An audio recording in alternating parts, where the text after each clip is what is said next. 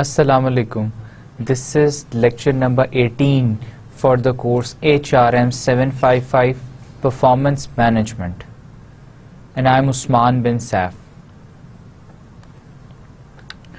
Summary of the previous lecture. In the previous lecture we talked about training programs coverage, कि जो training programmes होते हैं वो किन किन एस्पेक्ट्स को कवर करते हैं, उसके क्या क्या कंटेंट्स होते हैं. फिर उसके बाद हमने एंड ऑफ चैप्टर जो केस स्टडीज़ हैं वो डिस्कस की. मैंने आपको उसमें 3 केस स्टडीज़ दी. उसके अंदर बेसिकली वो मैंने सारी केस स्टडीज़ आपको एक्सप्लेन की, जिसके अंदर हमने बात की थी कि एक केस स्टडी थी जिसमें परफॉर्मेंस अप्रेजल फॉर्म था. उसके अंदर आपने एक एम्प्लॉय की एवेल्यूएशन करनी थी, फॉर्म फिल करना था और उसकी रेटिंग्स करनी थी. फिर एक और नेक्स्ट केस स्टडी थी, उसमें ओवरऑल परफॉर्मेंस कैलकुलेट करनी थी. फिर एक तीसरी केस स्टडी थी जिसमें उसकी डेवलपमेंटल प्लान बनाना था. तो ये मैंने आपको केस स्टडीज़ थॉरली एक्सप्लेन की थी और आपसे कहा था कि आफ्टर दिस लेक्चर जब आप ये गो थ्रू कर लें एक दफ़ा, तो उसके बाद आप ख़ुद बैठ के इनको ड्रॉ करके इनको सॉल्व कर सकते हैं. और यहाँ पे हमारा चैप्टर नंबर 6 कंप्लीट हो गया था. And then we started on with chapter number 7 which is about implementing a performance management system. Implementation stage कहाँ पे आती है हमने ये पहले भी डिस्कस किया था मल्टीपल टाइम्स. जब भी हम परफॉर्मेंस मैनेजमेंट सिस्टम की बात करते हैं तो हम ये कहते हैं कि जी एक तो प्लानिंग स्टेज है, फिर इम्प्लीमेंटेशन स्टेज है. इम्प्लीमेंटेशन स्टेज स्टार्ट होती है एग्जीक्यूशन से. और प्लानिंग कहाँ तक चलती है? प्लानिंग हमारे जो है परफॉर्मेंस मैनेजमेंट सिस्टम है उसका पहला स्टेप क्या है? प्री रिक्विजिट्स है. प्री रिक्विजिट्स का क्या मतलब है? प्री रिक्विजिट्स का मतलब है कि वो रिक्वायरमेंट जो कि एक परफॉर्मेंस मैनेजमेंट सिस्टम की ज़रूरियात हैं उनको पूरा करना. फिर आ जाती है परफॉर्मेंस प्लानिंग. आ जाती है परफॉर्मेंस प्लानिंग के अंदर हम प्लान करते हैं कि why do you want performance planning. हम उसको अचीव करने के लिए उसका डिज़ाइन क्या होगा, सिस्टम कैसा होगा, ये सारी चीज़ें हम प्लान करते हैं. उसके बाद फिर इम्प्लीमेंटेशन स्टेज स्टार्ट होती है. और इम्प्लीमेंटेशन स्टेज में सबसे पहले हम परफॉर्मेंस एग्जीक्यूशन की बात करते हैं. फिर एक दफ़ा परफॉर्मेंस एग्जीक्यूशन वो स्टेज कंप्लीट हो जाती है तो उसके बाद नेक्स्ट स्टेज आती है परफॉर्मेंस असेसमेंट की. फिर परफॉर्मेंस जब असेस हो जाती है तो फिर परफॉर्मेंस रिव्यू आ जाता है. रिव्यू के बाद रिकॉन्ट्रैक्टिंग आ जाती है. So this is about performance management system, performance management process. Now, chapter 7 talks about the implementation of a performance management system. अब implementation में पहला process तो है जी preparation for implementation. हमने preparation for implementation में देखा था कि हमने अब performance management system implement करना है. तो how the company will prepare, कैसे. और हमने इसमें बहुत सारे सिनेरियोस डिस्कस किए थे. हमने बहुत सारी स्ट्रैटेजीज़ की बात की थी. हमने बात की थी कि किस तरह तमाम एम्प्लॉयज़ का ऑन बोर्ड होना ज़रूरी है. ना सिर्फ एम्प्लॉयज़ का, टॉप मैनेजमेंट का, मिडिल मैनेजमेंट का, लोअर मैनेजमेंट का. इन तमाम एम्प्लॉयज़ जो हैं इनका ना सिर्फ ये बोर्ड ऑफ डायरेक्टर्स का, कंपनी के जो स्टेक होल्डर्स हैं, अदर स्टेक होल्डर्स. फिर हमने उसमें बात की थी कौन कौन से अदर स्टेक होल्डर्स हो सकते हैं, जिसमें हमने बात की कस्टमर्स भी हैं. उसके अलावा और जो परफॉर्मेंस एवेल्यूएशन कर सकते हैं एम्प्लॉयज़ की, वो तमाम लोग भी ऑन बोर्ड हों तो एक हम परफॉर्मेंस मैनेजमेंट सिस्टम बेटर तरीके से, इम्प्रूव तरीके से इम्प्लीमेंट कर सकते हैं.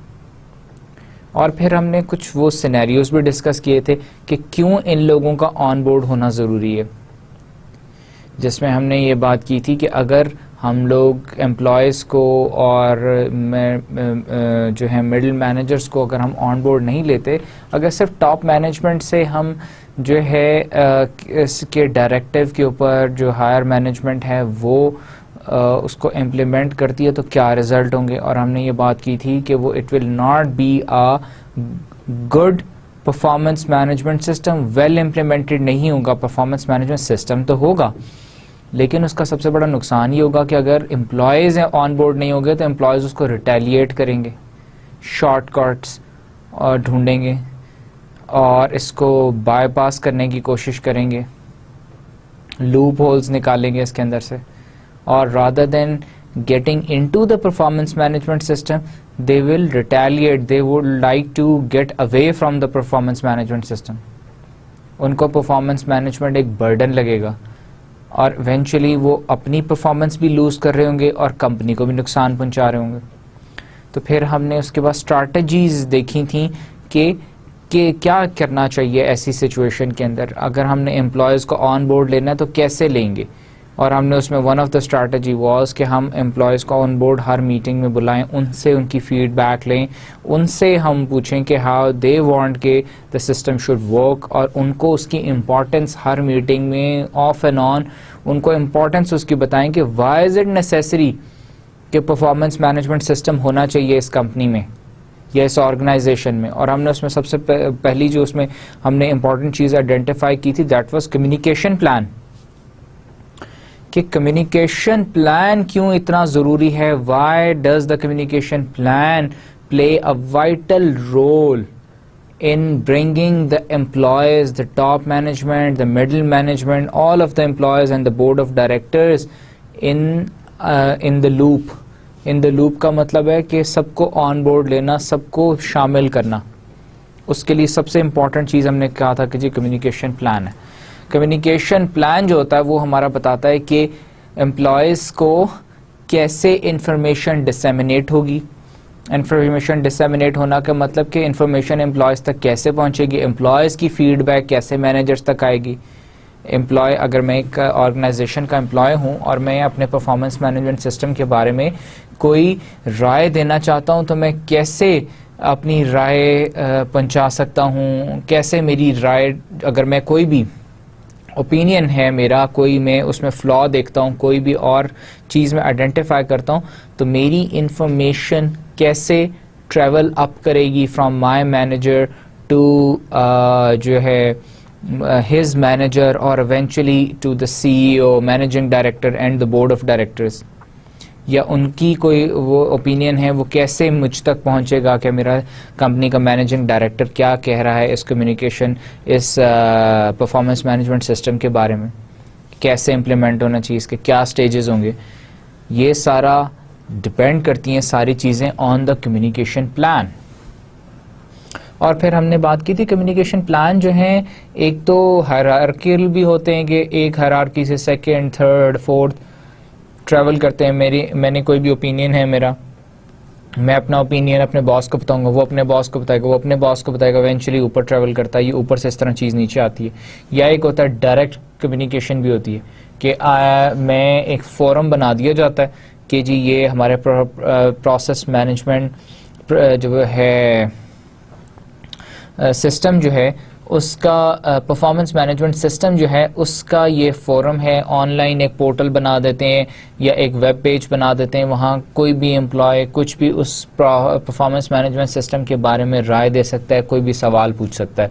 और वहाँ पे जितने कंपनी के एम्प्लॉयज़ से लेके टॉप मैनेजमेंट और बोर्ड ऑफ डायरेक्टर्स के सब लोग मौजूद होते हैं और कोई भी उसके सवाल का जवाब दे सकता है, कोई भी उसकी राय के पे अपनी राय दे सकता है, कोई भी उसके सवाल के जवाब में एक और सवाल पूछ सकता है.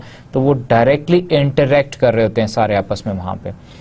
उसका सबसे बड़ा फ़ायदा क्या होता है, जब डायरेक्ट इंटरेक्शन होगी आपस में तो उसका फ़ायदा ये होता है कि एम्प्लॉयज़ की एसोसिएशन डेवलप हो जाती है to the performance management system and towards the company, towards the organisation. वो कैसे, ये हमने बहुत डिटेल में केस स्टडी और एग्जाम्पल्स के साथ डिस्कस किया था कि वो ऐसे कि अगर मैं एक एम्प्लॉय हूँ और मुझे ये समझाया जा रहा है कि भाई परफॉर्मेंस मैनेजमेंट सिस्टम हमारी कंपनी के लिए कितना ज़रूरी है और मुझे बार बार ये बात बताई जाती है और मुझे भी उसमें शामिल किया जाता है. मुझसे कहा जाता है कि जी आप ये परफॉर्मेंस मैनेजमेंट सिस्टम हमने इम्प्लीमेंट करना है, आपकी क्या राय है, कैसे इम्प्लीमेंट हो सकता है, आप क्या समझते हैं कि क्या परफॉर्मेंस मैनेजमेंट सिस्टम हमारी कंपनी के लिए ज़रूरी है, नहीं है. हमारा ये ख्याल है कि परफॉर्मेंस मैनेजमेंट सिस्टम बहुत ज़रूरी है, इसके ये एडवांटेजेस हैं और इस तरह इम्प्लीमेंट हो सकता है, आप अपनी राय दें. जब मुझसे राय दी जाएगी तो डेफिनेटली ह्यूमन नेचर है, ह्यूमन साइकोलॉजी के I will feel my self important कि जी मुझे इंपॉर्टेंस दी गई है इस सिस्टम के अंदर, तो इसका मतलब है कि मैं भी कंट्रीब्यूट करूं। जब मैं कंट्रीब्यूट किसी भी चीज़ में कर रहा हूँगा तो मेरा उस चीज़ में इंटरेस्ट बढ़ेगा, इंटरेस्ट बढ़ेगा तो मेरे इवेंचुअली मैं उस चीज़ को ओन कर रहा हूँगा। जब ओनरशिप आ जाती है तो फिर जो है आपकी मैं उसको सिस्टम को इम्प्रूव करने के लिए भी कोशिश करूँगा और लोगों को भी अपनी राय दूंगा, और फिर मैं वर्ड ऑफ माउथ से अब बाकी एम्प्लॉयज़ को भी मैं जो है इस बात पे लाने की, इस बात पे कायल करने की कोशिश करूँगा कि भाई ये सिस्टम हमारी कंपनी के लिए बहुत ज़रूरी है and it's a very good step that the company is taking. और ये सिस्टम इम्प्लीमेंट करी ऑर्गेनाइजेशन, इसका एम्प्लॉयज़ को भी फ़ायदा है, ऑर्गेनाइजेशन को भी फ़ायदा है। फिर बाकी एम्प्लॉयज़ भी इसी तरह जो हैं, सब लोग अगर ऑन बोर्ड होंगे, सबको मीटिंग्स में बुलाया जाएगा, सबको बताया जाएगा, सबसे उनकी फीडबैक ली जाएगी, तो एक ओनरशिप, एक एसोसिएशन डेवलप होगी एम्प्लॉयज़ की with the system, performance management system. और इस तरह से परफॉर्मेंस मैनेजमेंट सिस्टम, एक तो उसकी इम्प्लीमेंटेशन ईजी हो जाती है, वेल इम्प्लीमेंट हो सकता है, उसमें इम्प्रूवमेंट हो सकती है और वो फ्लरिश कर सकता है। फिर हमने कम्युनिकेशन प्लान की बात की थी, तो हमने कम्युनिकेशन प्लान में फिर एक और चीज़ देखी कि what is a good communication plan, और हमने कुछ क्वेश्चंस पूछे थे। क्वेश्चंस पूछे कि जी अगर इन सवालात के जवाब आपको किसी कम्युनिकेशन प्लान से मिलते हैं, आप किसी भी कोई भी कम्युनिकेशन प्लान उठाएं, उसका एनालिसिस करें, अगर उन सवालात के जवाब वो कम्युनिकेशन प्लान देता है तो that means that is a good communication plan. तो हमने वो क्वेश्चंस आइडेंटिफाई किए थे और उनके पॉसिबल आंसर्स देखे थे कि जी इस सवाल का ये जवाब हो सकता है, इस सवाल का ये जवाब हो सकता है, और वो अगर उनके उस तरह के जवाबात हमें किसी भी कम्युनिकेशन प्लान से हासिल होते हैं तो we consider that communication plan as a good communication plan. Now coming to today's lecture. The agenda for today's lecture is we'll continue with the chapter number 7 of section 2, or we'll again revise what we have learned about the communication plan in the last lecture.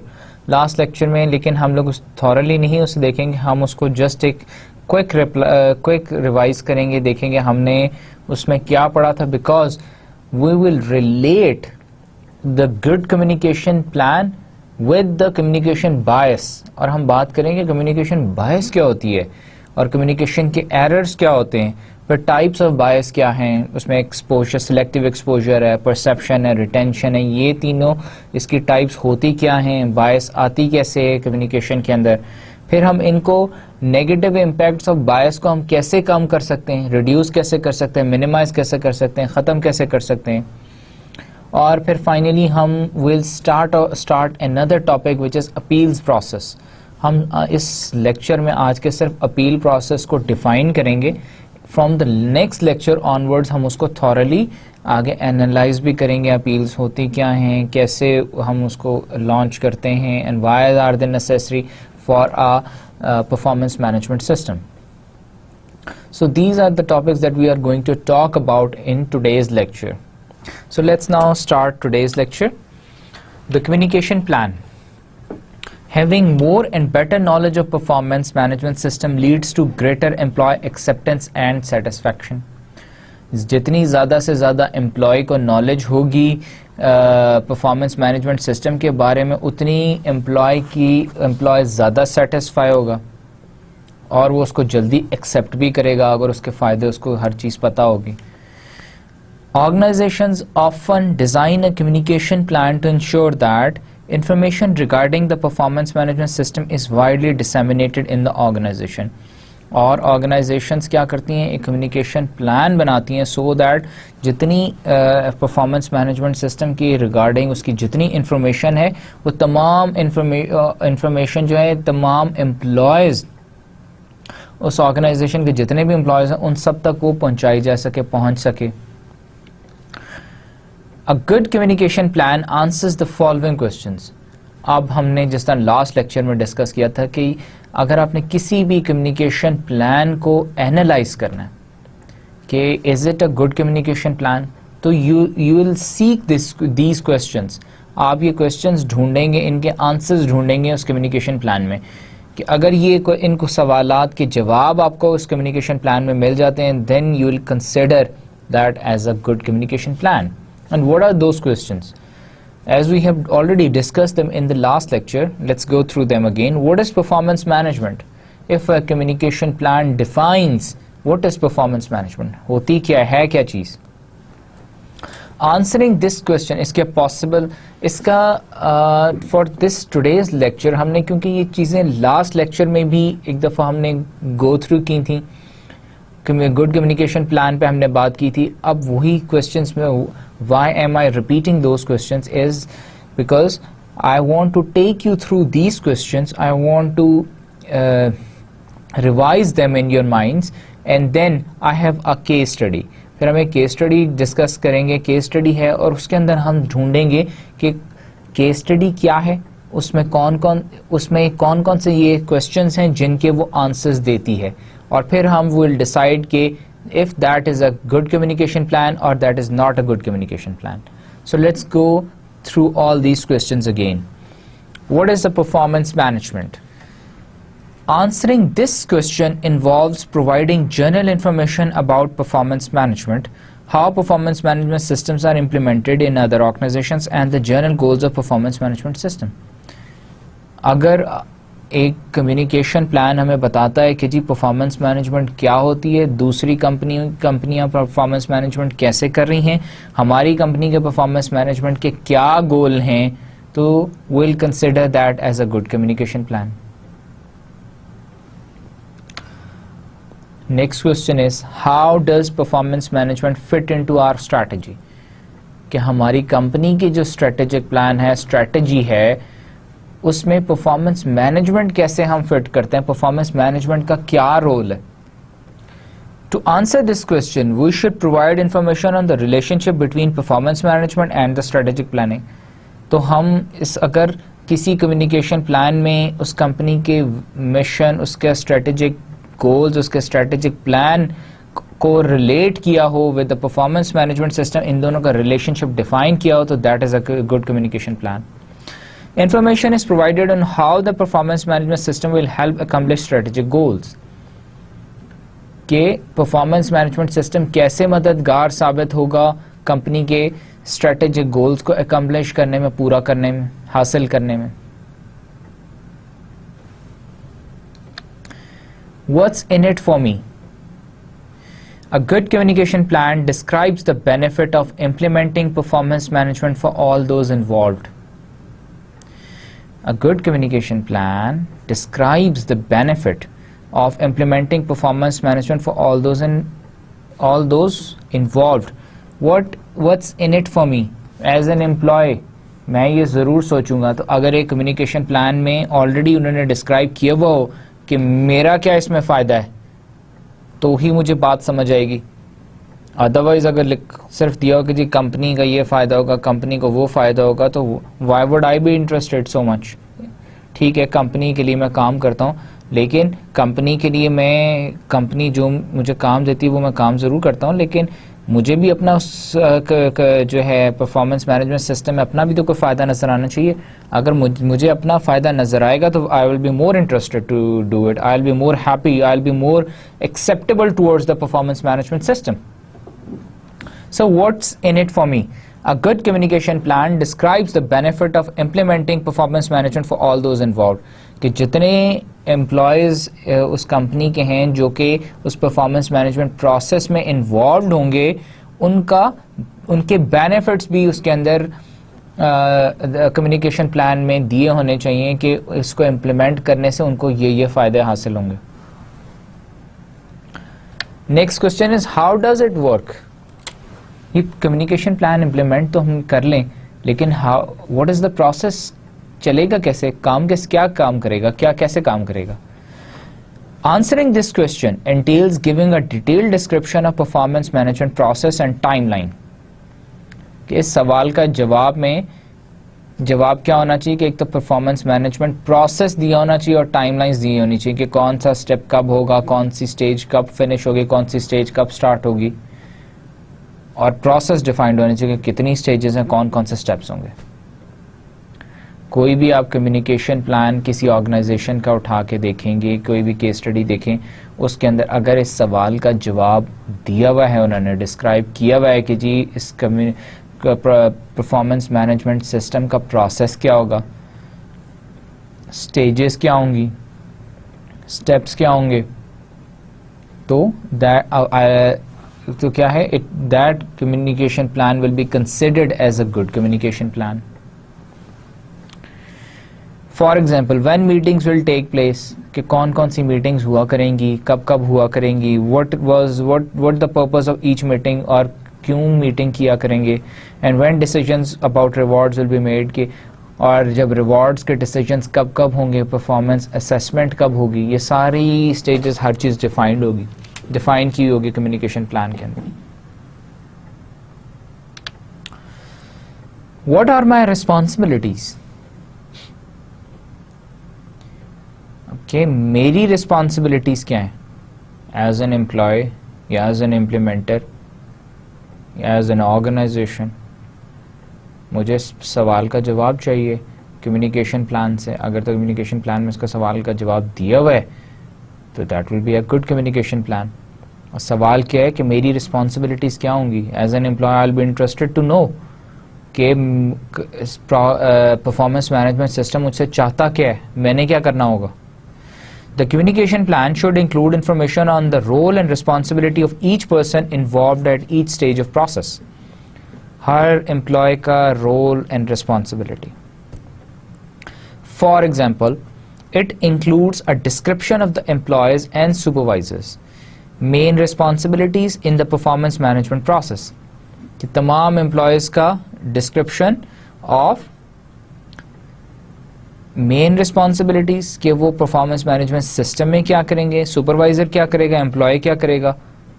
एक तो job descriptions हैं, एक performance management system की भी descriptions हैं. How is performance management related to other initiatives. Very important question, very very important, future oriented. This question actually looks at the mission, vision, strategy of the company.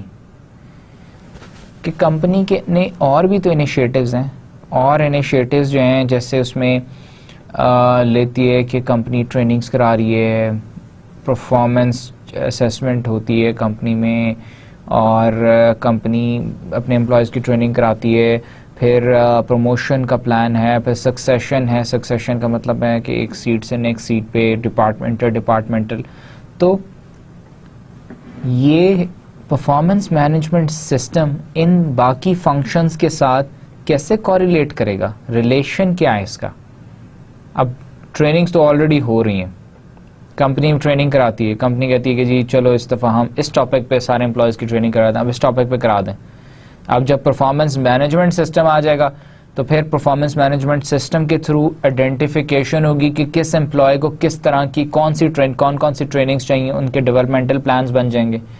According to those developmental plans हर employee को specific अलग अलग trainings कराई जाएंगी, rather than कि management decide करती है कि जी हम इस क्वार्टर के अंदर 15 ट्रेनिंग्स करा देते हैं और ये इन टॉपिक्स पे तमाम एम्प्लॉयज़ को ट्रेनिंग करा दें. अब क्या होंगे, स्पेसिफिक ट्रेनिंग्स होंगी. So this is an important question which is how is performance management related to other initiatives. कि बाकी भी जो कंपनी के इनिशिएटिव्स हैं, performance management system is one of the initiative कि कंपनी चाहती है उसको इम्प्लीमेंट करना, कि जी वो कहती है कि जी एक इनिशिएटिव लेना चाहती है कि जी इम्प्लीमेंट करते हैं हम कमिटमेंट. तो बाकी जो उसने इनिशिएटिव्स ले रही है या लेती है उनके साथ कैसे रिलेटेड, उनको कैसे इफेक्ट करेगा. सो इसकी डिस्क्रिप्शन भी कम्युनिकेशन प्लान में होनी जरूरी है. एक अब हम एग्जाम्पल देख लेते हैं. एक केस है, consider the performance management system for the position of senior executive service in the United States department of justice. SCS members serve in key leadership positions directly below the top presidential appointees. अब क्या है, United States department of Justice के अंदर एक performance management system उन्होंने implement किया हुआ है, और एक पोजीशन है सीनियर एग्जीक्यूटिव सर्विस की, जिसको हम कंसिडर कर रहे हैं सीनियर एग्जीक्यूटिव सर्विस SCS की है।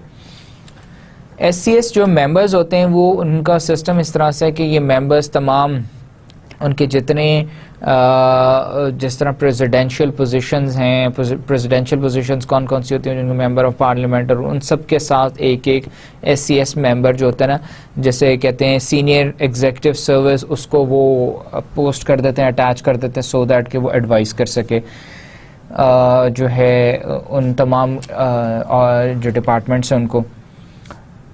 SCS member links the appointees to the rest of the federal government, and they are charged with overseeing various governmental activities in 75 federal agencies. 75 federal departments हैं, agencies हैं US department of state के, जिसके अंदर ये इनके हर department में इन्होंने एक एक SCS मेंबर इन्होंने जो है उनके साथ अटैच किया होता है, और उसका काम होता है कि वो एक लेज़ॉन होता है with the department of justice. Liaison का मतलब है कि एक राबते का कार होता है, उसके अलावा वो एडवाइस करता है तमाम डिपार्टमेंट्स को। The communication plan that the department of justice implemented for this performance management system is described in a document divided into 3 chapters. उन्होंने एक डॉक्यूमेंट बनाया हुआ है पूरा कम्युनिकेशन प्लान का, जिसके अंदर 3 चैप्टर्स पे उन्होंने बीच में डिवाइड किया हुआ है। एक कम्युनिकेशन प्लान का उन्होंने डॉक्यूमेंट बनाया हुआ है और उसके अंदर 3 चैप्टर्स उन्होंने रखे हुए हैं। पहला चैप्टर है जनरल इन्फॉर्मेशन है, दूसरा है performance appraisal for the senior executive service, के परफॉर्मेंस अप्रेजल कैसे होगी सीनियर एग्जीक्यूटिव सर्विस की। तीसरा चैप्टर है action based on less than fully successful performance. This is how their plan answered each of the questions discussed in the previous test. अब क्या है, अब मैंने आपसे जैसे शुरू में कहा था कि this is a case study, जो कि हम अब इसमें देखेंगे कि इस केस, ये एक स्पेसिफिक केस है United States department of justice का, और हमने देखना है कि जो उनका कम्युनिकेशन प्लान है उसमें वो जितने अभी हमने पीछे क्वेश्चंस डिस्कस किए, क्या वो उन तमाम क्वेश्चंस को आंसर करता है। अगर तो करता है तो हम कहेंगे विल कंक्लूड कि उनका जो US डिपार्टमेंट ऑफ जस्टिस का जो कम्युनिकेशन प्लान है it is a good communication plan. Otherwise will say कि it is not a good communication plan अगर वो इन तमाम क्वेश्चंस के आंसर नहीं प्रोवाइड करता। एक बात। दूसरी बात ये कि जो केस स्टडी है it is about United States department of Justice के ने जितने भी उनके 75 फेडरल एजेंसीज हैं, फेडरल के डिपार्टमेंट्स हैं, जिस तरह गवर्नमेंट ऑफ पाकिस्तान है, फिर उसके आगे फर्दर डिपार्टमेंट्स हैं, मिनिस्ट्रीज हैं, हर मिनिस्ट्री के अपने डिपार्टमेंट्स हैं, इसी तरह उन्होंने भी अपनी जितनी फेडरल एजेंसीज हैं उन तमाम के साथ एक एक अपना सीनियर एग्जीक्यूटिव सर्विस को एक पोजीशन उन्होंने क्रिएट करके उसके साथ अटैच किया हुआ है। और उसका काम क्या है कि एक तो वो United States department of justice तमाम डिपार्टमेंट्स का आपस में वो एक लेज़ॉन, एक राबता कार रहता है कि हर मिनिस्ट्री, हर फेडरल एजेंसी जो है वो US डिपार्टमेंट ऑफ जस्टिस के साथ कनेक्टेड रहती है। दूसरी बात ये कि वो जो SCS है, जो सीनियर एग्जीक्यूटिव सर्विस है, वो उन तमाम फेडरल एजेंसीज को एडवाइस करता है ऑन जो है ऑन जस्टिस मैटर्स जितने भी हैं, ऑन लॉ एंड जस्टिस के ऊपर। ठीक है, अब क्या है कि वो जितनी अब वो है तो वो क्या कहते हैं एम्प्लॉय किसका, United States department of justice का, जिसको पोस्ट किया हुआ है उन्होंने बाकी अपने फेडरल एजेंसीज में, हर एजेंसी में एक एक उन्होंने पोस्ट किया हुआ है। अब क्या है, उन्होंने जो है US United States department of justice ने अपने इस डिपार्टमेंट के अंदर उन्होंने एक अपना परफॉर्मेंस मैनेजमेंट सिस्टम इम्प्लीमेंट किया। अब जो SCS है, जो सीनियर एग्जीक्यूटिव सर्विस है, वो भी तो क्योंकि एम्प्लॉय तो United States department of justice का है ना, अब वो उनका एम्प्लॉय है तो उसकी परफॉर्मेंस मैनेजमेंट भी उन्होंने करनी है। जो उन्होंने परफॉर्मेंस मैनेजमेंट सिस्टम इम्प्लीमेंट किया उसका इन्होंने कम्युनिकेशन प्लान भी बनाया हुआ। अब कम्युनिकेशन प्लान उनका जो है it is in the shape of a book उन्होंने बनाया हुआ है, और उसके अंदर 3 चैप्टर्स हैं। पहला चैप्टर जो है वो जर्नल इंफॉर्मेशन देता है on the performance management system. दूसरा चैप्टर जो है परफॉर्मेंस अप्रेजल पे है कि परफॉर्मेंस अप्रेजल जो है सीनियर एग्जीक्यूटिव सर्विस की वो किस तरह से करनी है, परफॉर्मेंस उनकी अप्रेजल क्या होगी उसको कंप्लीट डिस्क्रिप्शन है। तीसरा चैप्टर जो है action based on less than fully successful performance, के तीसरा चैप्टर हमें बताता है कि कौन कौन से, अगर वो सीनियर एग्जीक्यूटिव सर्विस जो है वो अगर अपनी परफॉर्मेंस उसकी ठीक ना ही होगी, अगर वो परफॉर्मेंस नहीं देगा, तो उसके खिलाफ क्या क्या एक्शंस लिए जा सकते हैं। अगर वो सक्सेसफुल परफॉर्मेंस नहीं शो करता तो उसके खिलाफ कौन कौन से एक्शंस लिए जा सकते हैं, वो चैप्टर नंबर 3 में उन्होंने सारे एक्सप्लेन किए। सो अब हम वो जितने क्वेश्चंस थे हमने पहले अभी पूछे, उन सब देखे थे, उन सारे सवालात का जवाब हम देखते हैं कि जो इस केस स्टडी में क्या हमें प्रोवाइड किए हैं या नहीं। First question was what is performance management. अब जो उनका कम्युनिकेशन प्लान है उसका चैप्टर 1 जो है, that states the reason for departments implementing a performance management system and discusses what is it is expected to accomplish। उसके अंदर उन्होंने क्लियरली दिया हुआ है कि जी उनका परफॉर्मेंस मैनेजमेंट सिस्टम को इम्प्लीमेंट करने की क्या रीजंस हैं, और डिस्कस किया हुआ है कि और वो एक्सपेक्ट्स टू अकम्प्लिश कि वो सिस्टम से क्या चाहता है, क्या चाहते हैं, एक्सपेक्टेशंस क्या हैं सिस्टम से। For example, the chapter notes that performance management aims at providing efficient and effective attainment of department's mission, program, objective and strategic planning initiatives. It also aims at motivating high levels of achievement and accountability. पहला chapter क्या है? It is about the general information. General information में उन्होंने बताया हुआ है कि क्यों, वो reasons भी दी हुई हैं कि ये परफॉर्मेंस मैनेजमेंट सिस्टम क्यों उन्होंने डिज़ाइन किया, क्यों इम्प्लीमेंट किया, और इससे वो क्या एक्सपेक्टेशंस हैं, क्यों क्या अचीव करना चाहते हैं। फिर उन्होंने फर्दर उसे एक्सप्लेन करते हुए ये बताया कि जो ये सिस्टम है, ये इसका मकसद ये है to promote efficient and effective attainment of department का एफिशिएंट और इफेक्टिव तरीके से वो अचीव करे डिपार्टमेंट का मिशन, विजन और strategic goals, strategic planning initiatives हैं। एंड ऑल्सो, और उसका दूसरा मकसद ये है कि motivating high levels of achievement, कि वो मोटिवेट करे to achieve high level of achievement and accountability. This chapter also includes definitions of several key terms including performance management system, performance, progress review, rating level and annual summary ratings।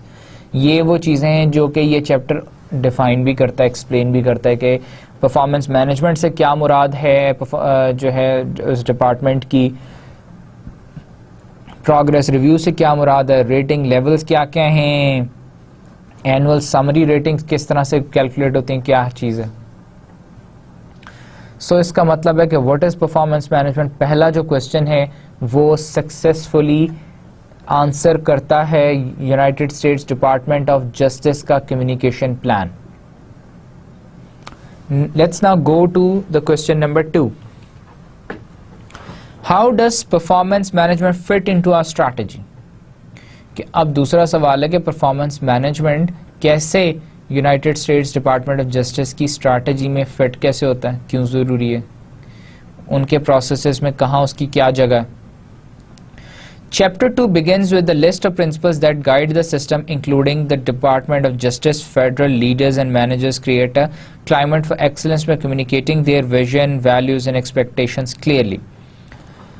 अब वो कहते हैं कि how does performance management fit into our strategy, तो इसका उन्होंने जवाब किस तरह दिया कि चैप्टर 2 में उन्होंने शुरू में उन्होंने लिस्ट ऑफ प्रिंसिपल्स दे दिए कि जी ये प्रिंसिपल्स हैं जिन पे बेस करके ये सिस्टम चलेगा, और उसमें उन्होंने ये भी शामिल कर दिया कि जो इस डिपार्टमेंट ऑफ जस्टिस है उसके जो लीडर्स हैं और जो मैनेजर्स हैं वो एक वो ऐसा माहौल क्रिएट करेंगे एक्सेलेंस का, कैसे एक्सेलेंस का through their vision and values and expectations clearly, और वो इन सब चीज़ों को क्लियरली डिफाइन करेंगे।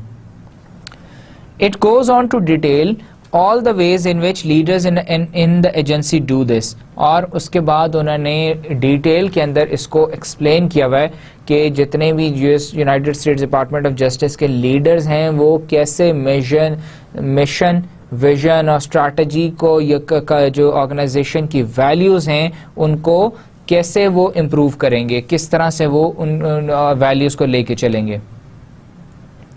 In addition, in a memorandum that was sent with the chapters. The director of the Office of Personnel Management, OPM, included this quote from President George W. Bush.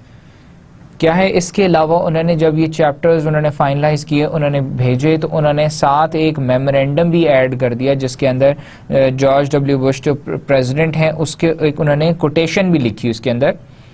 We are not here to mark time but to make progress to achieve results and to leave a record of excellence. कि हम ये यहाँ पे आके अपना time note करने नहीं आते, हम यहाँ आते हैं प्रोग्रेस करने, टू अचीव रिजल्ट्स अचीव करने, and to leave a record of excellence, और हम अपने पीछे एक एक्सेलेंस का रिकॉर्ड छोड़ के जाना चाहते हैं ताकि बाद में आने वाले लोग भी देखें तो कहें कि उन्होंने excellent level of excellence achieve किया था.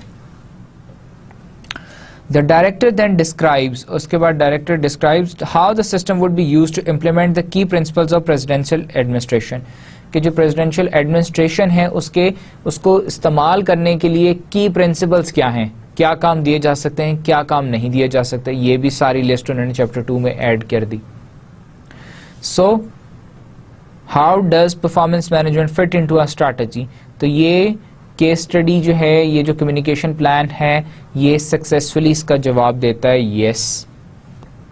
सो फर्स्ट 2 क्वेश्चंस हमने सक्सेसफुली देख लिए कि फर्स्ट 2 क्वेश्चंस को जो है ये जो हमारे पास इस वक्त कम्युनिकेशन प्लान जिसको हम एनालाइज कर रहे हैं, इसका हमें सक्सेसफुली रिप्लाई मिल रहा है through this communication plan. So we consider this communication plan as a good communication plan. But let's see the other questions as well.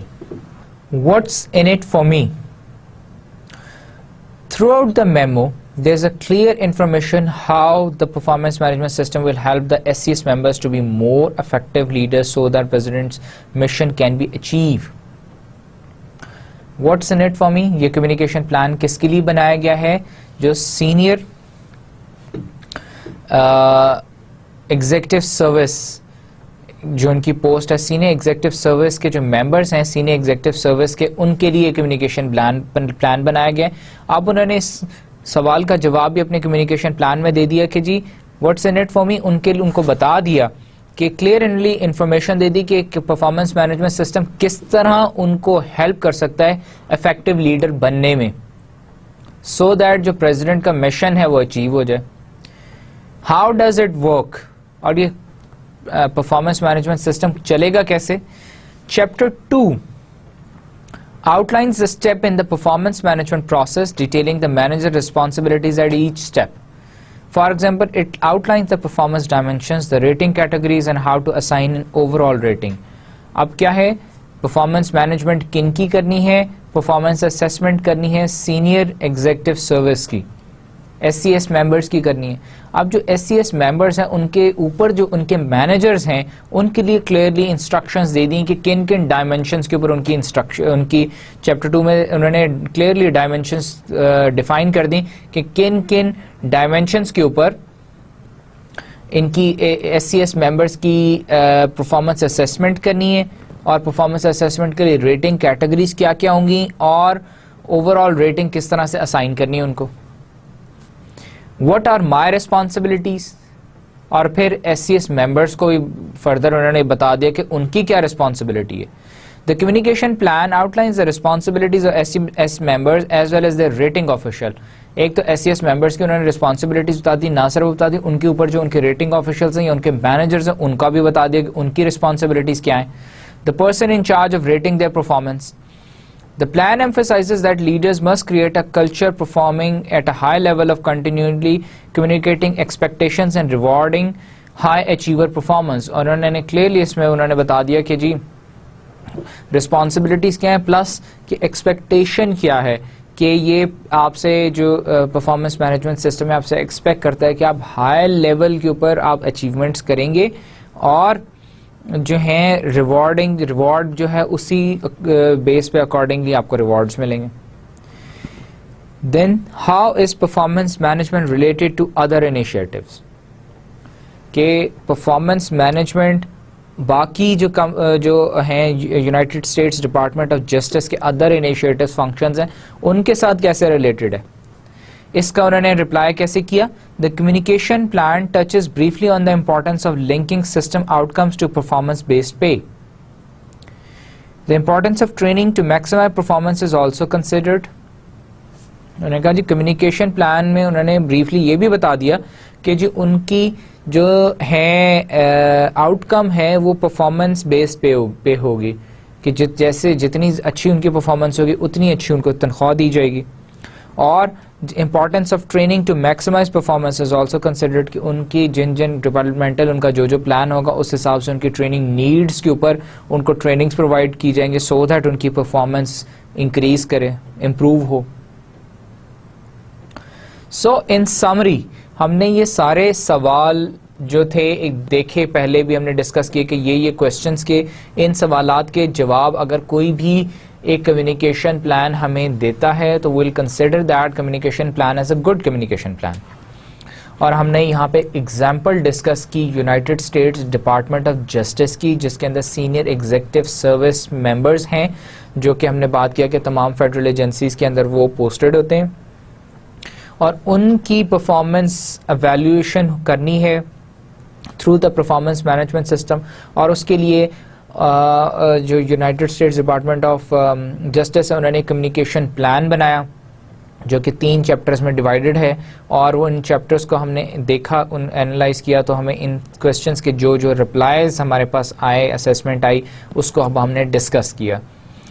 In summary, the communication plan implemented by the Department of Justice is extremely detailed and provides answer to the most questions, if not all the key questions that should be addressed by a good communication plan. अगर वो सारे सवालात का 100% पूरा जवाब नहीं भी देता था तो उसने briefly हर सवाल का जवाब दिया, ठीक है, लेकिन mostly questions के उसने answers provide किए। However, even if a communication plan answers to all or most of the important questions, the fact that the information has already been made available does not necessarily mean the communication plan will be successful in gaining acceptance. और हमने बात की कि United States department of justice का जब हमने communication plan देखा था, हमने बात की कि it's a good communication plan. Why? Because mostly सवालात के वो जवाब उसने क्लियर डिस्क्रिप्शंस दी और कुछ सवाल जिनके उसने लॉन्ग जो डिस्क्रिप्शंस नहीं भी थी तो ब्रीफली फिर भी उन्होंने एक्सप्लेनेशंस उसमें दी हुई थी। और ये भी ज़रूरी नहीं है कि अगर इन सारे सवालात का जवाब एक कम्युनिकेशन प्लान दे रहा हो तो वो गुड कम्युनिकेशन प्लान होगा। हम कंसिडर तो यही करते हैं कि गुड कम्युनिकेशन प्लान होगा, लेकिन गुड कम्युनिकेशन प्लान के लिए ज़रूरत नहीं है कि एक कम्युनिकेशन प्लान जिसको हम कंसिडर कर रहे हैं कि वो गुड कम्युनिकेशन प्लान है वो एम्प्लॉयज़ के अंदर एक्सेप्टेंस भी हासिल कर सके, एम्प्लॉयज़ उसे एक्सेप्ट भी करें। हो सकता है there can be other reasons जिसकी वजह से एम्प्लॉय उसे एक्सेप्ट ही ना करें। एक्सेप्टेंस की जब हम बात करते हैं तो हम परफॉर्मेंस मैनेजमेंट सिस्टम की एक्सेप्टेंस की बात करते हैं through that communication plan. Communication plan वो एक इंस्ट्रूमेंट है जिसके थ्रू हम अपनी इम्प्लीमेंटेशन स्टेज स्टार्ट करते हैं। This is because people have cognitive biases that affect what information is taken in and how it is processed. और ऐसा क्यों होता है? कम्युनिकेशन प्लान तो हमने देखा कि जी बड़ा अच्छा कम्युनिकेशन प्लान है, it's a good one, but लोग उसे एक्सेप्ट फिर भी नहीं करते। कॉग्निटिव बायसेस हैं। कॉग्निटिव बायसेस होते हैं कि उसने ऑलरेडी अपने साइकोस में या अपने दिमाग में ये सोच लिया है कि ये कम्युनिकेशन प्लान जो है ठीक नहीं है या इतना परफॉर्मेंस मैनेजमेंट सिस्टम कंपनी के लिए फ्रूटफुल नहीं होगा या I don't want to be a part of this performance management system. तो बेशक गुड कम्युनिकेशन प्लान हो, एक्सेप्टेबिलिटी फिर भी नहीं वो होगी उसकी। Specifically there are 3 type of biases. हमने भी बात की कम्युनिकेशन बायस की। Types of bias that affect the effectiveness of a communication plan, जो कि कम्युनिकेशन प्लान की इफेक्टिवनेस जो है उस वो होती है, अफेक्ट करते हैं उसे, regardless of how well it has been implemented. और इस बात से कोई फ़र्क नहीं पड़ता कितनी अच्छी तरह से इम्प्लीमेंट किया, ये कितना अच्छा कम्युनिकेशन प्लान है। कम्युनिकेशन अगर उसमें बायस होगी, कम्युनिकेशन बायस क्या होती है कि जो है मैंने ऑलरेडी सोचा हुआ है कि जी ये कम्युनिकेशन प्लान या ये परफॉर्मेंस मैनेजमेंट सिस्टम ठीक नहीं है, आई डोंट लाइक इट, तो बेशक वो अच्छा भी है तो मैं उसे I will retaliate, I don't want to be a part of it, that's a bias. अब there are 3 types of biases. First one is selective exposure, second one is selective perception, third one is selective retention. अभी हम इनको in details तीनों types को पढ़ेंगे तो आपको communication बायस के ऊपर भी ज़्यादा क्लैरिटी आएगी कि what is the communication bias. So there are 3 types of communication bias. One is selective exposure, selective perception, selective retention. Selective exposure. It is a tendency to expose our minds only to ideas which we already agree. कि मैं किसी और चीज़ के साथ agree करता हूँ, मुझे आप जितना मर्ज़ी समझा लें कि भाई ये, जैसे इसकी एक सिंपल एग्जांपल हम ऐसे ले सकते हैं कि आप मुझे कहें कि जी Toyota Corolla is a better car, it's a good car. मेरे दिमाग में मैंने ऑलरेडी सोचा हुआ है, मुझे क्योंकि होंडा सिविक अच्छी लगती है तो मैं उसका अगर कंपैरिजन करूँगा तो मैं हमेशा होंडा सिविक के फीचर्स या वो कहूँगा कि नहीं, civic is a better car. आप मुझे जितने मर्ज़ी उस पर बेनिफिट्स बता लें, आप जितना मर्ज़ी मुझे उसके ऊपर कायल करने की कोशिश करें, but I will not go with you because मैंने already I have agreed to something else कि नहीं, सिविक ही इट्स अ बेटर कार. इसी तरह कम्युनिकेशन प्लान के अंदर भी, कम्युनिकेशन प्लान जितना मर्ज़ी अच्छा हो, आपने एक दफ़ा सोचा हुआ है कि नहीं ठीक, तो बस फिर नहीं ठीक. Those employees who already agree that performance management is a good idea may become involved in the communication plan activities. जो employees जिन्होंने already जो समझते हैं कि communication plan जो है, जो performance management system है, ये company के लिए advantageous है, beneficial है, वो तो communication plan और उसके activities के अंदर participate भी करेंगे, शामिल भी होंगे, including reading about the system. वो सिस्टम को पढ़ेंगे भी और उसके बारे में नॉलेज देखेंगे, जानना चाहेंगे. And attending meetings describing how the system works, और मीटिंग्स भी अटेंड करेंगे जिसके अंदर उनको डिस्क्राइब किया जाएगा सिस्टम कैसे चलेगा. On the other hand, those who do not see much value in a performance management may choose not to read information about it. और जिन एम्प्लॉयज़ को लगता है, जिन एम्प्लॉयज़ ने ऑलरेडी सोचा हुआ है कि performance management system is a waste of time, performance management process is a waste of time, ऐसे टाइम वेस्ट कर रहे हैं, इसका आउटपुट तो कोई नहीं होना, ना ही इम्प्लीमेंट होना है, हमारी कंपनी में पहले कौन सी कोई चीज़ इम्प्लीमेंट होती रही है, ये भी नहीं होगा, ऐसे टाइम वेस्ट कर रहे हैं, हमारा भी टाइम वेस्ट करें, हमें भी ऐसी वाज नसीहत किए जा रहे हैं, करना कराना होना कुछ नहीं है. तो वो अगर इस माइंडसेट के साथ परफॉर्मेंस मैनेजमेंट सिस्टम के बारे में, तो मैं अगर मेरा ये माइंडसेट हो तो मैं ये भी नहीं गवारा करूँगा कि भाई परफॉर्मेंस मैनेजमेंट सिस्टम है क्या चीज़ है, या मैं उसके बारे में ना कुछ इंफॉर्मेशन लेना चाहूँगा, ना मीटिंग्स अटेंड करना चाहूँगा, क्योंकि मैंने ऑलरेडी सोचा हुआ है कि it's a waste of time. So this is what selective exposure is.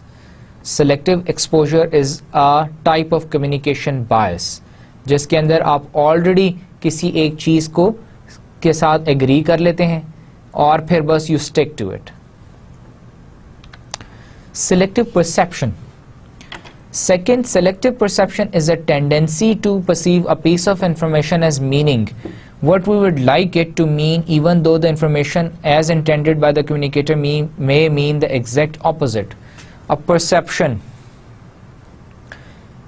अब क्या है कि कंपनी के मैनेजर्स एम्प्लॉयज़ को बार बार ट्रेनिंग भी दे रहे हैं, उनको बता भी रहे हैं कि जी performance management system is so vital और इसके ये बेनिफिट्स हैं और एम्प्लॉयज़ को ये बेनिफिट्स हैं. लेकिन मुझे क्योंकि ऑलरेडी मुझे लगता है कि performance management system is not so important. There are other important things to do in the organization. There are other important initiatives to take in the organization.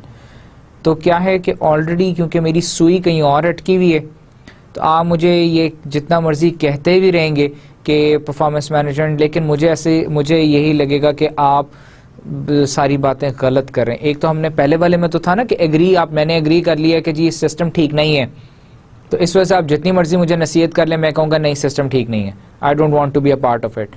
Now the thing is कि आप मुझे कहेंगे कि जी performance management system is important, vital for the company, लेकिन मेरी perception ये, मुझे क्योंकि मेरी परसेप्शन ये कि it is not vital, it is not an important issue at the moment, तो मुझे ऐसा लगेगा कि आपकी बात को अगर मैं आगे ट्रांसफ़र किसी को कन्वे करूँगा तो मैं ये कहूँगा कि जी नहीं, it is not vital for the company, मेरी मैनेजर से बात हुई और इस तरह से आप मुझे कहेंगे कुछ, मुझे लगेगा कुछ और। आप मुझे एक चीज़ जो है, आप स्टोरी ए सुना रहे हैं, क्योंकि मेरे दिमाग में स्टोरी बी चल रही है, तो इसलिए मुझे स्टोरी बी ही सुनाई दे रही है।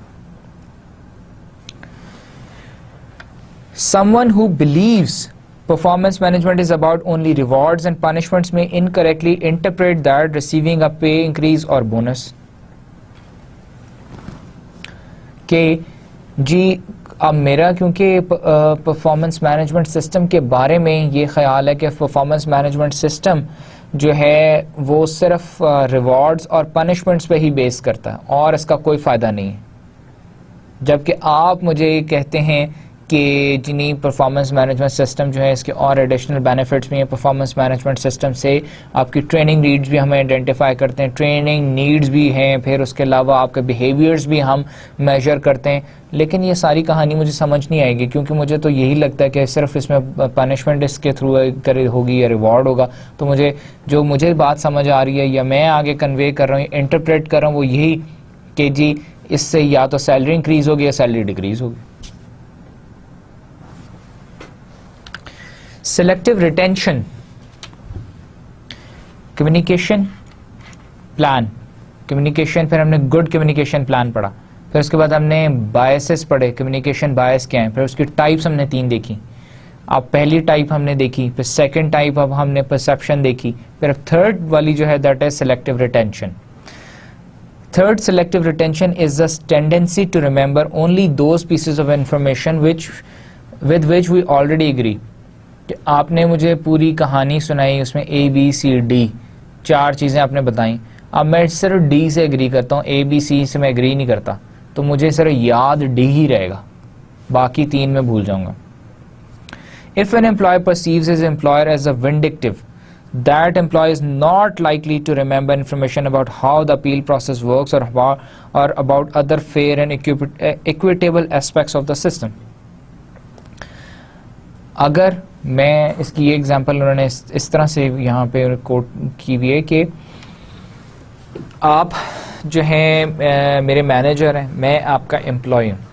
अब मैं समझता हूँ कि मेरा जो मैनेजर है विंडिक्टिव है, मतलब कि बहुत क्रूअल है, बहुत सख्त है, बहुत क्रूअल है। अब मुझे लगता ये है कि जो परफॉर्मेंस मैनेजमेंट सिस्टम के और फ़ायदे बहुत सारे हैं, जैसे कि अगर आप मेरी एवेल्यूशन ठीक नहीं करते, और मुझे लगता है कि क्योंकि आप इतने सख्त आदमी हैं इसलिए आप मेरी एवेल्यूशन ठीक नहीं करेंगे, तो मैं यही सिर्फ सोचता रहूँगा कि परफॉर्मेंस मैनेजमेंट सिस्टम अब आगे, परफॉर्मेंस मैनेजमेंट सिस्टम की वजह से मुझे और नुकसान हो जाना है। और नुकसान इसलिए हो जाना है क्योंकि मेरा बॉस जो है वो, या मेरा मैनेजर बहुत सख्त आदमी है और उसने मेरी परफॉर्मेंस ख़राब करनी ही करनी।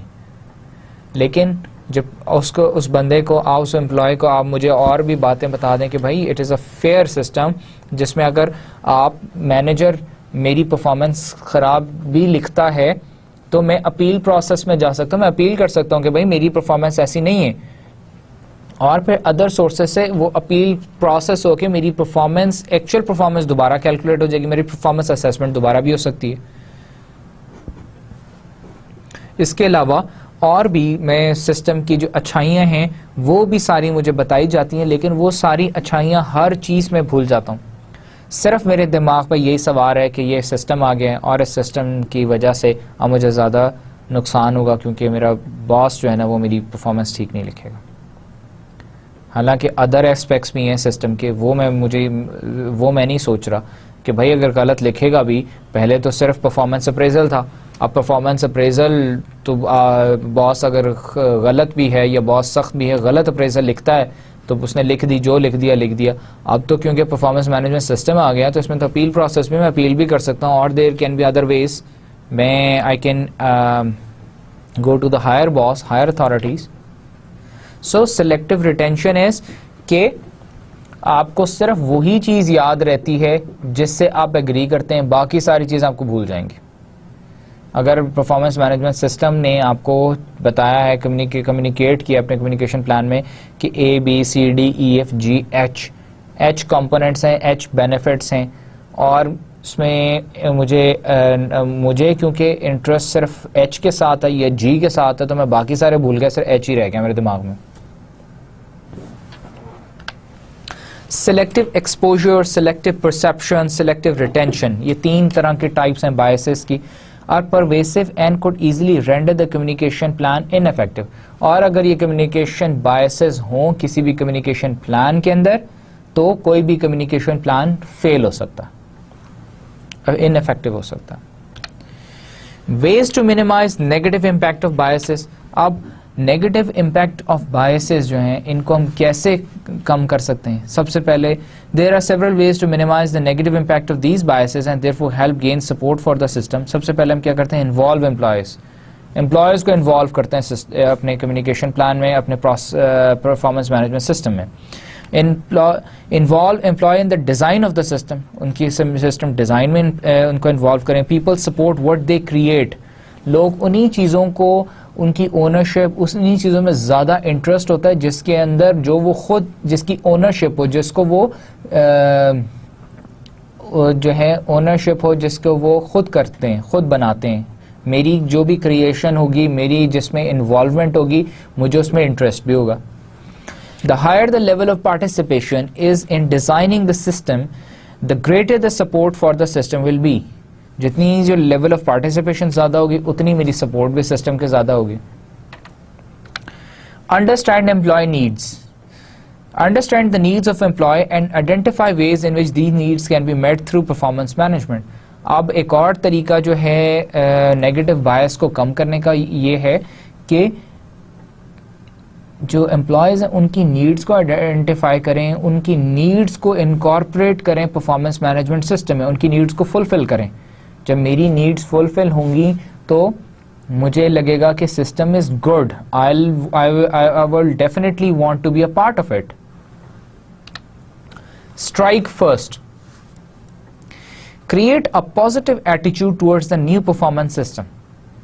और जो नया एक सिस्टम है उसके लिए एक परफॉर्मेंस का एक आप बनाएं, एक क्लाइमेट बनाएं, एक एटीट्यूड डेवलप करें, एम्प्लॉयज़ का भी, मैनेजर्स का भी, before any negative attitude and rumours are created. और जिससे पहले कि लोग गलत बातें इसके बारे में करना शुरू करें, र्यूमर्स फैलाएं या नेगेटिव एटीट्यूड डेवलप होना शुरू हो लोगों का, उससे पहले आप उसका कम्युनिकेशन जो है इतनी अच्छी एम्प्लॉयज़ के साथ उनके इन्वॉल्वमेंट करें कि वो रादर देन कि वो उनको गलत सोचने का टाइम मिले, उनके दिमाग में अच्छी चीज़ आप डाल दें पहले। Make communication realistic and do not set up expectation u can not deliver. और कम्युनिकेशन जो रियल टाइम हो, तमाम एम्प्लॉयज़ को हो, और ऐसे गोल्स या ऐसी एक्सपेक्टेशंस ना अपने परफॉर्मेंस मैनेजमेंट सिस्टम के साथ टैग करें जो कि अचीवेबल ही ना हो, जो डिलीवर ना हो सकती हूँ, पूरी ना हो सकती हूँ।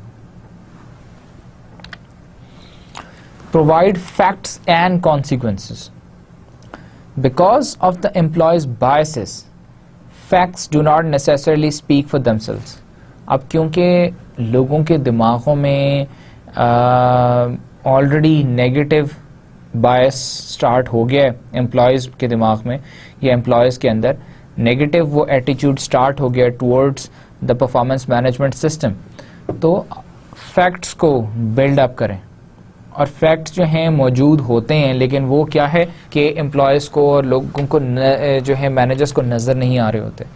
उन्हीं फैक्ट्स को उठाएं, उनको बिल्डअप करें, उन्हें बताएं कि जी this is the reality, this is the fact. इस पे बेस करके हम ये बात कर रहे हैं, रादर देन कि आप एम्प्लॉयज़ को वाज नसीहत या जो भी आप उनको ट्रेन कर रहे हैं, कोचिंग कर रहे हैं, वो ऐसी हवाइफ आप उनको बातें कर रहे हैं कि जी बहुत अच्छा सिस्टम है, ज़रूर आना चाहिए। उनको बताएं जी क्यों अच्छा सिस्टम है, क्या चीज़ें ज़रूरी हैं, इससे हमारी जो है परफॉर्मेंस पे क्या असर पड़ेगा, गुड बेनिफिट्स आपके लिए क्या हैं। Clearly explain facts about the system, एक तो सिस्टम के फैक्ट्स उनको एक्सप्लेन करें clearly, and also explain what they mean और what the consequences are.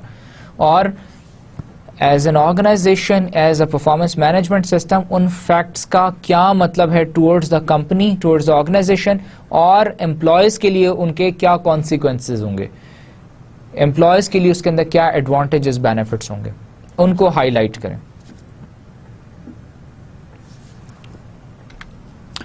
Put it in writing rather than speaking, rather than oral communication. Put it in writing. Fact sheet बना दें, fact sheet in writing बना दें। उसका फ़ायदा क्या होता है, written communications are usually more powerful and credible. उसकी credibility है। credibility कैसे कि अब एम्प्लॉय को भी पता है, मैंने अगर एज अ मैनेजर मैंने एम्प्लॉय को कोई बात कही, कल को मैं अपनी बात से मुकर जाता हूँ या मैं अपनी बात खुद ही भूल जाता हूँ, इन राइटिंग होगी तो that is a proof, and I will have to stick to my proof कि जो मैंने बात कही मैं अपनी बात पे स्टैंड भी करूंगा। फिर then spoken communication, because they can be carefully examined and challenge for accuracy, क्योंकि अगर मैं गलत बात भी करता हूं तो वो चैलेंज हो सकती है। इसलिए मैं इन राइटिंग वही चीज लिखूंगा, वही फैक्ट लिखूंगा जो कि एक्चुअली एग्जिस्ट करता है, एक्यूरेट होगा। सो अगर मैं इन राइटिंग दे रहा हूं तो एम्प्लॉयज को भी ये मुझ पे ट्रस्ट होगा कि इसने जो लिखा है, जो इन राइटिंग हमें इसने जो क्या कहते हैं फैक्ट्स दिए हैं, कम्युनिकेशन जो स्ट्रैटेजी कम्युनिकेशन हमारे साथ की है about the performance management system, that is true, otherwise it will be challenged. Use multiple channels of communication, there can be multiple channels, जिस तरह मीटिंग्स करें, एम्प्लॉयज़ को सबको बुलाएं, उनको बताएं सिस्टम क्या, उनको इन्वॉल्व करें, उनसे उनकी फीडबैक लें, ईमेल्स भेजें, पेपर के ऊपर इन राइटिंग उनको भेजें आपके ये about the communication plan, about the performance management system. Use credible communication, use credible sources to communicate the performance management system, और ये कि क्रेडिबल सोर्सेज जिनकी क्रेडिबिलिटी हो, जिनका कोई अफेक्ट हो एम्प्लॉयज़ के ऊपर। यूजुअली क्या होता है, एचआर डिपार्टमेंट के थ्रू किया जाता है। In companies where HR department members are perceived as HR cops because they continue emphasise what can not be done as oppose to one how one's job can be done better, it may be better to use a different department or group. अब usually companies के अंदर HR के through किया जाता है। अब HR की credibility जो है मोस्टली ऑर्गेनाइजेशंस के अंदर ठीक नहीं होती। क्यों ठीक नहीं होती कि ह्यूमन रिसोर्स डिपार्टमेंट वाले यूजुअली वो लोग होते हैं जो कि तमाम अदर डिपार्टमेंट्स के एम्प्लॉयज़ को तंग कर रहे होते हैं, तंग इन द सेंस कि वो तो अपना काम कर रहे होते हैं लेकिन वो इन हार्ड वे कर रहे होते हैं कि उनको वार्निंग लेटर्स भेज रहे हैं कि आप आज टाइम पे नहीं आए, आप कोई वार्निंग लेटर भेज रहे हैं, कई दफ़ा वो गलत वार्निंग्स भी भेज देते हैं, वार्निंग लेटर्स इशू कर देते हैं, कभी उनकी सैलरीज कट कर रहे हैं, कभी कुछ कर रहे हैं। तो वो यूजुअली ऑर्गेनाइजेशंस में ये देखा गया है कि एम्प्लॉयज़ जो होते हैं they do not like the human resource department, they do not like the HR people, उनसे नहीं बनती होती। अगर आप अब उनसे जब बनती नहीं और उनके थ्रू आप कम्युनिकेट करेंगे तो यूजुअली लोग उससे जो है रिटेलिएट ही करेंगे। तो इट इज़ बेटर कि आप ए ह्यूमन रिसोर्स डिपार्टमेंट की बजाय किसी और डिपार्टमेंट से ले लें, किसी और डिपार्टमेंट के थ्रू आप जो है कम्युनिकेशन करें, सो दैट उस डिपार्टमेंट के थ्रू कम्युनिकेशन करें, सेल्स डिपार्टमेंट के थ्रू कम्युनिकेशन कर लें अपनी ऑर्गेनाइजेशन में, या जो है मार्केटिंग से कर लें, या फाइनेंस के थ्रू आप कम्युनिकेशन करें जिसकी क्रेडिबिलिटी हो, जिसका एम्प्लॉयज़ के ऊपर पॉजिटिव इफेक्ट आए। In situations, communication should be delivered by people who are trusted and admired, जिनको लोग पसंद करते हैं उनके थ्रू कम्युनिकेशन की जाए तो कम्युनिकेशन बायस जो है मिनिमाइज होता है। So these were all the ways जिनके थ्रू हम मिनिमाइज कर सकते हैं नेगेटिव इम्पैक्ट ऑफ बायस और अपनी कम्युनिकेशन को बेटर कर सकते हैं। Say it and then say it again. repeat the information frequently. Since people can absorb only small amount of information at a time, the information should be repeated frequently. एक और चीज़ इसके अंदर ये minimise करने की जो है कम्युनिकेशन बायस है या नेगेटिव इम्पैक्ट ऑफ बायस को मिनिमाइज करने की एक और तरीका ये कि बार बार कहें एक ही चीज़ को, say it and then say it again, एक ही चीज़ को बार बार उनको याद कराते रहें, बताते रहें, so that लोग क्योंकि जल्दी भूल जाते हैं इन्फॉर्मेशन, आप बार बार रिपीट करते रहें तो वो आहिस्ता आहिस्ता उसे एब्जॉर्व करना शुरू कर देते हैं, आहिस्ता आहिस्ता उनको चीज़ें याद रहना शुरू हो जाती हैं. Considerations to minimize the effects of communication behavior. Communication barriers. Involve employees. सबसे पहले हमने बात की मिनिमाइज हम कैसे कर सकते हैं नेगेटिव बायस को. एम्प्लॉयज़ को इन्वॉल्व करें, understand employees need, strike first, पहले आप देन के लोग पहले कम्युनिकेशन लोग जो हैं परफॉर्मेंस मैनेजमेंट सिस्टम के बारे में गलत सोचना शुरू करें, उससे पहले आप उनको अच्छी बातें बताना शुरू कर दें. Provide facts and consequences, facts और कॉन्सिक्वेंसेस पे बात करें, इन राइटिंग उन पे उनको प्रूफ दें. Multiple channels of communication use करें, क्रेडिबल कम्युनिकेटर्स यूज़ करें, उस डिपार्टमेंट के थ्रू आप वो कम्युनिकेशन जो है करें जो कि जिसकी क्रेडिबिलिटी हो, जिसको ऑर्गेनाइजेशन के लोग एडमायर करते हो, पसंद करते हो. और उसके बाद से इट एंड देन से इट अगेन, बार बार उनको इंफॉर्मेशन रिमाइंड कराते रहें, बार बार उनसे एक ही बात करते रहें. सो यहाँ पे हमने अभी एक तो वेज, सबसे पहले हमने वेज अभी देखे जो कि हमने देखा कि कम्युनिकेशन बायस के नेगेटिव इम्पैक्ट को कैसे minimize कर सकते हैं. Now we come to the appeals process. In addition to implementing a communication process, support for the performance management system can be gained by implementing an appeals process. यहाँ पे हम इस lecture में सिर्फ आपको मैं एक इंट्रोडक्शन दे रहा हूँ अपील प्रोसेस का. इसके बाद नेक्स्ट लेक्चर में will start of with this topic. अब क्या है, कम्युनिकेशन का हमने पहले भी देखा था कि लोगों को लगता है कि जी सिस्टम इज़ बैड. वो हमने बात की थी कि रिटेंशन, सिलेक्टिव रिटेंशन की जो बात की थी, तो हमने अपील्स की बात की थी कि selective retention is a type of communication bias. और कम्युनिकेशन बायस की एक टाइप है. सिलेक्टिव रिटेंशन में होता है क्या जी कि कंपनी के आपने कम्युनिकेशन प्लान में 10 चीज़ें बताई हैं, क्योंकि लेकिन उसको एक चीज़ याद है तो वो उसी चीज़ के ऊपर एम्प्लॉय जो है वो फंसा हुआ है उसी चीज़ की वजह से, क्योंकि उसे लगता है कि जो उसका मैनेजर है वो बहुत सख्त आदमी है, उस मैनेजर से बनती नहीं है, तो वो उसकी अगर परफॉर्मेंस एम्प्लॉय की अच्छी भी है तो वो बुरी लिखेगा, उसकी परफॉर्मेंस अप्रेजल बुरा होगा. सो अब एम्प्लॉय को एक कॉन्फिडेंस देना है कि थ्रू द अपील प्रोसेस कि भाई अगर वो तुम्हारी परफॉर्मेंस जो है अप्रेजल जो है वो ख़राब भी नेगेटिव भी लिखता है तो you can go into the appeal process. Appeal process is there, it is part of the performance management system, जिसके थ्रू तुम अपील कर सकते हो और अपनी री इवैल्यूएशन करा सकते हो किसी और मैनेजर से. सो that is why appeal process is very important. We'll talk about it in the next lecture. Let's now summarize what we have learned in this lecture. We talked about communication plan, और फिर हमने देखा कि communication plan क्यों ज़रूरी है, फिर good communication plan क्या होता है, और हमने क्वेश्चंस आइडेंटिफाई किए कि अगर किसी भी ऑर्गेनाइजेशन का कम्युनिकेशन प्लान वो क्वेश्चंस के जवाब आंसर्स दे रहा है तो will consider that as a good communication plan. फिर हमने यूएस डिपार्टमेंट ऑफ जस्टिस की एक हमने उसका कम्युनिकेशन प्लान स्टडी किया, उसको हमने केस स्टडी देखी, और फिर हमने सारे क्वेश्चंस के इंडिविजुअली एनालिसिस देखा और हमने कहा कि it was a good communication plan. दो के सारे सवालात के वो 100% या इन डिटेल रिप्लाईज नहीं, जवाब नहीं भी थे, लेकिन ब्रीफली कुछ सवालों के थे, कुछ के इन डिटेल थे, तो even then we'll consider it as a good communication plan. फिर हमने कम्युनिकेशन बायस की बात करी. कम्युनिकेशन बायस क्या होती है, टाइप्स क्या हैं, selective exposure, selective perception, selective retention. और फाइनली वी टॉक्ड अबाउट कि हमने कम्युनिकेशन बायस को मिनिमाइज कैसे कर सकते हैं, उसका नेगेटिव इम्पैक्ट को हम कैसे कम कर सकते हैं. और वेज हमने देखे 6-7 वेज देखे कि ये अगर हम इन एम्प्लॉयज़ को इन्वॉल्व कर लें और उनको बार बार कहें और इस तरह से, तो हमारी कम्युनिकेशन बायस कम हो सकती है. और इवेंचुअली हमने लास्ट में देखा अपील प्रोसेस को सिर्फ हमने डिफ़ाइन किया कि जी appeal process is a thing that is there in the performance management system, जो कि it helps the employees to